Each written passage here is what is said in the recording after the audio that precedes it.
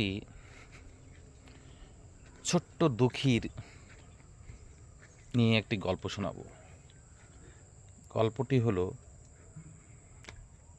এক দুঃখিনী মায়ের সন্তান, নাম ছিল তার জটিল। তার পিতা ছিল না, সংসারে উপার্জন করার কেউ ছিল না। তার মা কোনো রকমে ছোট্ট জটিলকে নিয়ে সংসার চালাতো এবং তাকে মানুষ করবে বলে গুরুমশায়ের পাঠশালায় পড়াতে দিয়েছিল। হঠাৎ একদিন গুরুমশায়ের মা মারা গেলেন।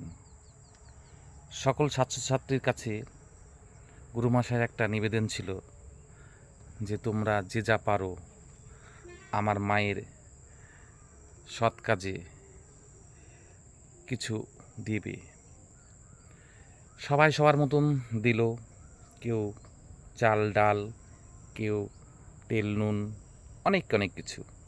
কিন্তু ছোট্ট জটিল, তাকে জিজ্ঞেস করা হলো, আরে বাছা তুই কি দিবি? ছোট জটিল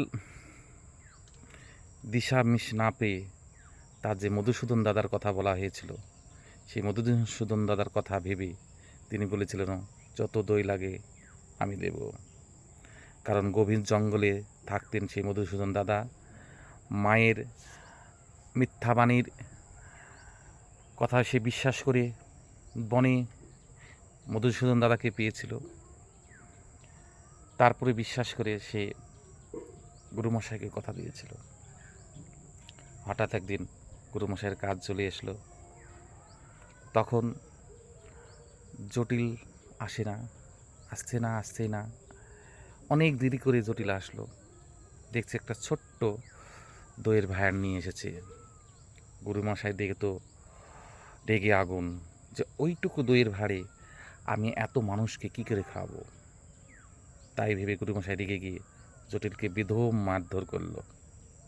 কিন্তু ভগবানের দেওয়া সেই দইয়ের ভাণ্ডার নিয়ে গিয়ে যতই ঢালছে ততই ভাণ্ডার যেন পূর্ণ হয়ে যাচ্ছে। সকলে দেখে অবাক, এ কি এনেছে জটিল, যা সকলকে দিচ্ছি তবু ফুরাচ্ছে না। জটিলে দেখে মার খেয়ে অজ্ঞান হয়ে পড়ে আছে বেচারা। গুরুমশাই তখন তাকে জোর করে তাড়াতাড়ি গিয়ে তাকে কোলে তুলে নিয়ে বলছে, বাবা তোকে এই দইয়ের ভাণ্ডারটা কে দিয়েছে? যতই তুলছি ততই ফুরাচ্ছে না। গুরুমশাইকে বলল জটিল, আমাকে এই দইয়ের ভাণ্ডারটা দিয়েছে আমার মধুসূদন দাদা। বলো, তোর মধুসূদন দাদা কোথায় থাকে? বলছে, গভীর জঙ্গলে, বনে। তুই কি তোদের মধুসূদন দাদাকে দেখাতে পারবি? বলে, হ্যাঁ, কেন পারবো না, চলো আমার সঙ্গে।